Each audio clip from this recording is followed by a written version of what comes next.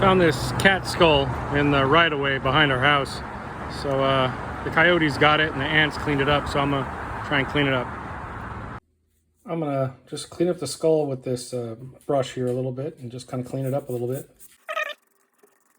I got the skull as clean as I can, but probably not very good. I'm gonna put it in this jar here. And now I'm gonna add some hydrogen peroxide. So I had to special order this 12% hydrogen peroxide, food grade they call it, to try and make it work. Hopefully this will do it, we'll see. I left the skull in the hydrogen peroxide for about 2 days. Came out pretty good. Maybe a little bit more on the top could be done, but otherwise I think it looks really good.